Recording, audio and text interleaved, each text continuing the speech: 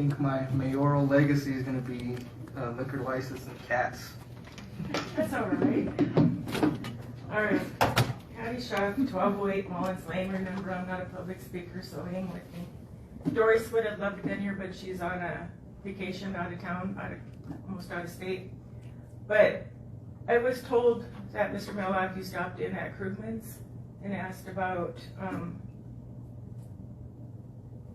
records or whatever to prove that we've been doing. So I brought what I've done. These are all rabies vaccinations.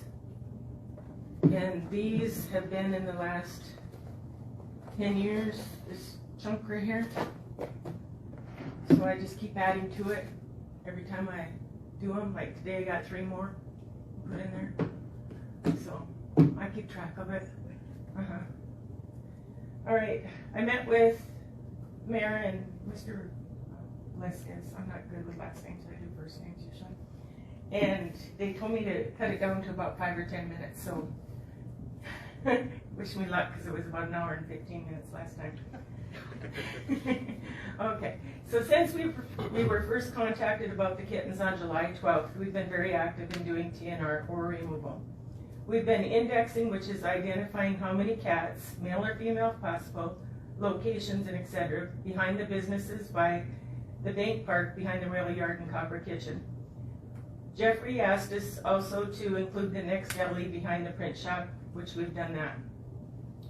Dr. Krugman told us a couple years ago that there were 30 to 40 cats behind there. Recently, when we were first told, it was about 10. With my indexing, I estimate there to be about 25 unless there's kittens I haven't seen yet.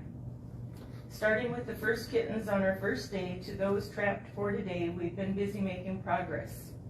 After we were called on the first 2, we removed 4 newborn kittens total, and Jeffrey is raising 2 of those because the other 3 have passed.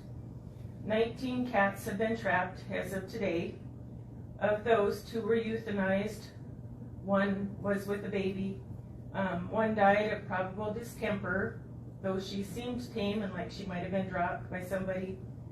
2 were pregnant with 11 other kittens. 6 of the 19 are kittens and were removed, counting 1 of them today. And Jeffrey is socializing them to rehome them. Kudos to her because I have 2 at home. They're driving me crazy. She's doing 6. So had we not been actively doing TNR downtown for the last month, there could have been 35 cats down there on top of the 4 or 5 that I haven't trapped yet. Instead, there are 8 fixed and vaccinated cats with only 4 or 5 left that I believe are still down there. So 41 compared to 14 is huge. That is approximately 20 females not having kittens every 63 to 70 days, starting as soon as they are 7 months old. Compared to 2 to 3 as of now that I identified that are left. So 20 females versus the 2 or 3 that are down there now. Big difference. I hope to trap these in the next couple weeks if we continue forward. Not addressing the problem and only feeding without TNR brings up the numbers exponentially, which you kind of watched in the last couple years in that belly. Not feeding with TNR is nearly impossible. Not feeding also makes cats go after mice, birds, rabbits, insects, garbage, more so than they already might. They will find food somewhere, but they will also return to their homes. That's a given, so you won't get rid of them. Unfortunately, for those who don't want cats around, you can't do this 100%. Practicing TNR, which is trap, neuter, release, with the additional group removal and euthanasia, which is what we do, Doris and I, does work if the program continues. In a month, we've already proven this downtown, but it costs lots of money. From January 1st to August 15th, we've paid $6,994, which is a huge chunk of our budget, actually most. In just 7 weeks, from June 20th to August 15th, it was $3,710. And Krugman's give us a rate of $80 for rabies, distemper, and to spay and neuter. If there's extra, like stitching up an ear, cleaning ears for ear mites, pulling teeth, etc., which all of these have been done on downtown cats, the price goes up. Right now, we're using between $500 and $600 a week to help with the downtown situation. With this rate of burning through our funds, we won't have any money left for work later. In addition, these funds won't be replaced as easily because we lost 2 major contributors who have sadly passed away. Also, do know that these funds do not cover any transportation costs or our time. That's all volunteer. So yes, I'm tired and kind of cranky, Mr. Ritter, or Mr. Klein, sorry. So thanks. Yeah, there's a lot. A lot of Ricks here. We're both Ricks. Yeah. So to continue forward, we need your help. What would benefit us and all of La Junta would be to bring in a spay-neuter clinic. In asking for this, we have spoken to Christian from Bergens, and they can come in November before the December kittens drop. Lamar, Los Animas, Rocky Ford, Ordway, and Pueblo have all brought in clinics. We need this now, especially with the losses of Dr. Krugman and Davis.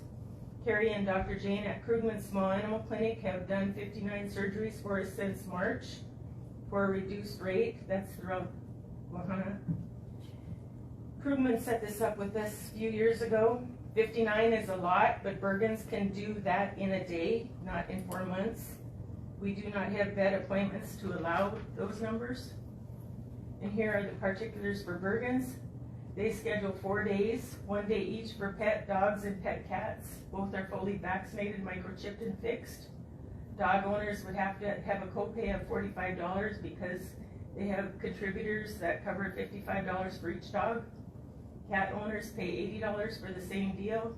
Unfortunately, there's no big contributors.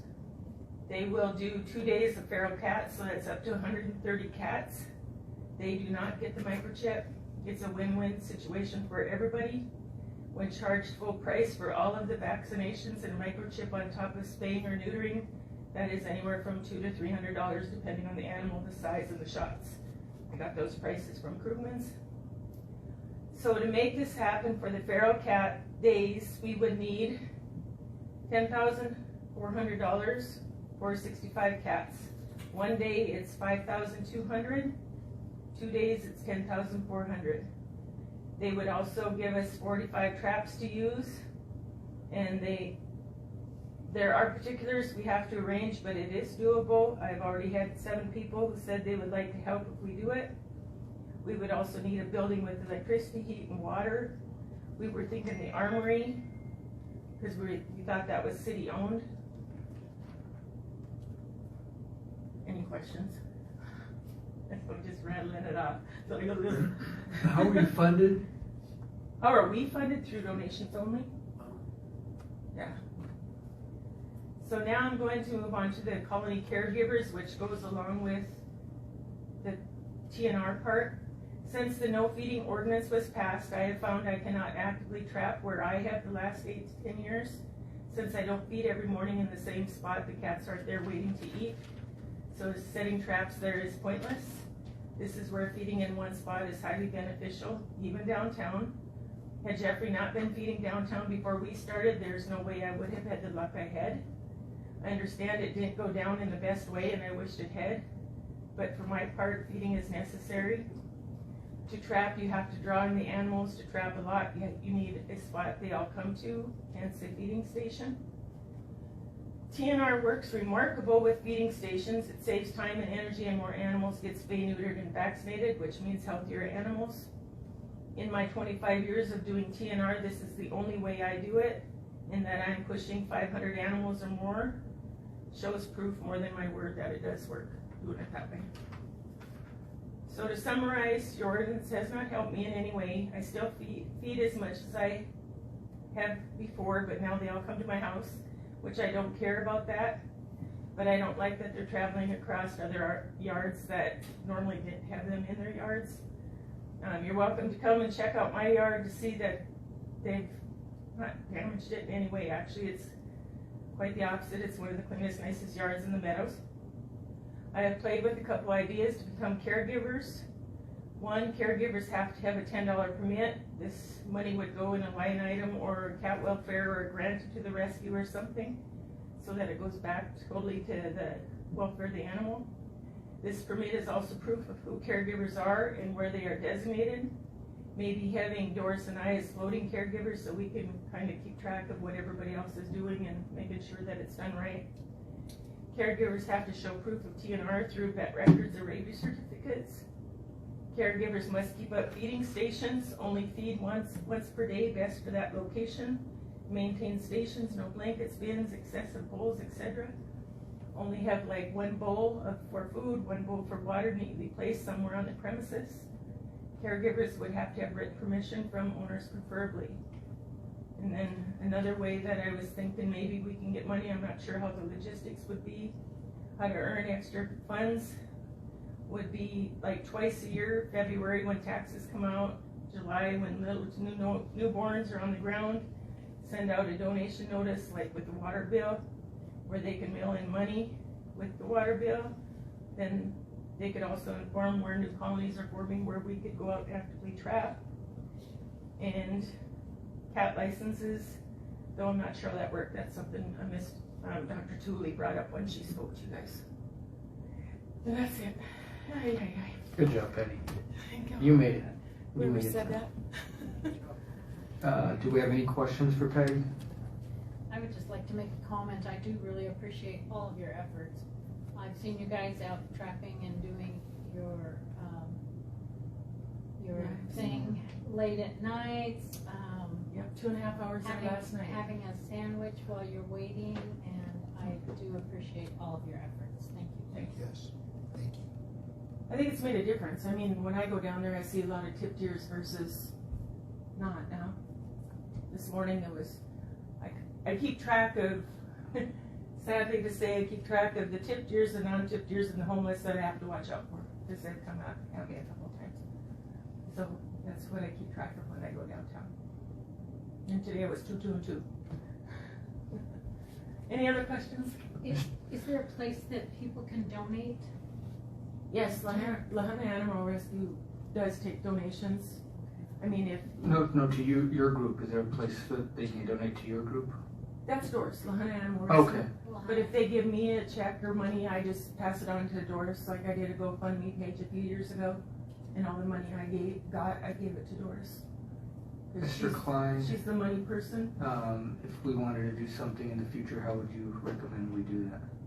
You can either vote it as a council, or instruct me to put it in the budget and vote on it when it's in the budget. How do you guys want to do it? Don't you have discretionary funds? You guys do. You do? Do Council? you? No, just council. And we'll be going over budget soon too. Elaine, do you remember how much they did for, what was that group you were telling me about? CASA, was it CASA? Oh, when we made that donation, I think that was like I thought it was a $5,000 donation. When we just did a donation during COVID, when the council just offered to do a donation, and we donated to the group The CASA CASA. group. I can't And remember I the amount, to tell you the believe it truth. was Dean, do you remember? what the amount? $5,000. I think it was donation. 5,000. Does it have to be a 501c3? No. Just we want a tax benefit for us. Do you have anything you want to add? And that was not a budgeted item, it was just a Right. straight shot donation, for need, cause of need at the time. Yeah. Is what that was done in. So are there any grants out there, or? A lot for 501s, but we're not Not one. a 501c3. When I, like when we talked the last time, when we were part of the Alliance, the Spay Neuter Alliance, we had one, and it's lots of paperwork and stuff, I know and they all. I'm not wise in that, and neither is Doris, so you got the one paying bills and the one doing the work, so. I definitely understand. Yeah. Okay. I do also want to mention, thank you for the respect that you care for people's property. That's a big plus. Yeah, it's huge. What you showed me was not okay. The spay and neuter clinic that would come down, the 10,400, is that yearly, or do they suggest to do it maybe quarterly? I know Delta is the one that they've done mostly this year. They did one in, I think, March, and they're going back in September. So they do it twice. And they a year. did, I don't know, I think it was 5,000 the first time. It was in whatever I sent you, I think. It was a big number. Yeah, and then they'll go back and do that again. Yeah. So how many do they think Not they can animals, get in, two money. days? No, Sorry. dollars, Rick. Oh, So- by, yeah. okay, gotcha. It's 65 cats a day. So like when we met, it was like 65 cats would cover everyone in the meadows, the rest of downtown, Bradish, Bellevue, Any other maybe trouble one areas? more, and then 65 elsewhere that we know. I'm making a list in my car whenever I see, kind of inventorying to get ideas how many are out there. Not that I'll get close, but get an idea. They're not good, yeah, that's all they do, you Yeah. know, but check it out. So how did a community like Ordway afford like a $10,000? I haven't researched that, that's a good question. Was it a smaller? They're Could've running been Bergen, less. so it's gonna be similar. Unless they got somebody, I know, like Pueblo, they got a cat donation contributor person, so the cats up there were only $35. So if you have supporters, Is the water here? if you get supporters that will support it, then that's gonna bring down Oh, the the cost. price. Yeah. Sure, okay. Yeah. Okay. Rick, do we have anyone that can write grants to try and cover some of that? You know, I was just thinking that when she said about the 501c3, I wonder if government's eligible for that grant. And you said it was a town of Ordway. So let me get with Ordway and because I think I know somebody up there. And you know, and find out, you know, what was their funding source? Did they run it through the town? Was it through a 501c3 or what? So yeah, no, you give me some things to think about. And, Cause everybody around us has done one, we're the Yeah. ones that have not. so there must be a mechanism of How soon do you need it? How soon do you wanna get rid of cats and kittens?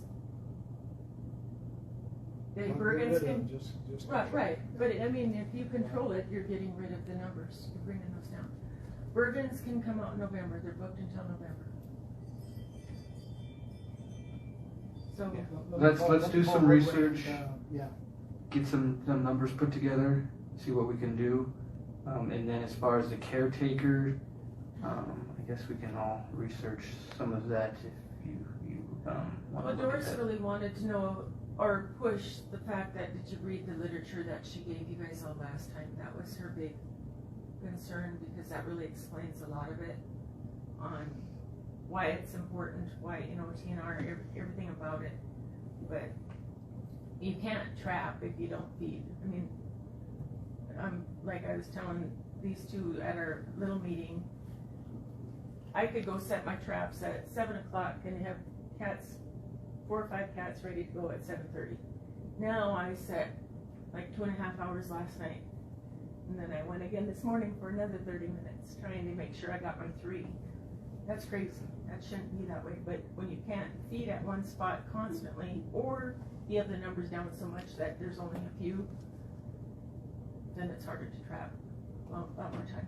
so how long does it take them to establish their pattern to come back in to feed at one spot? You know, maybe we can see about some type of lapse into ordinance, maybe, it's just a suggestion of, you know, and that way, you know, you come in, establish them, get them all back, and then they come in and do the TNR. Well, mine walk with me in the streets where I live, so mine would be easy because they know me. But where, say downtown, if you're not feeding in that spot and they're kind of going in a 2 or 3 block radius, Right. that might be a little harder to pull them back into a spot to eat. But So it's there's not doable. a- It's yeah. definitely doable. It's just now rebuilding up what went away, because that's what I'm gonna have to do to try. But 'Cause that's we're not moving a back in- 2-day deal or No, a week heck no. deal. Not Talking even a moving couple them, because I months. know you guys talked about moving the ones from downtown away. Because we've been trying to think how to do that and where would be logistics of bringing that colony to. And you're only moving it half a block at a time and for a week or 2 at a time. So it's a process. I've done it a couple times and it's hard. Okay. We'll have to look at that when we're at a full board too, Rick, when Lisa and Damon are back too, so.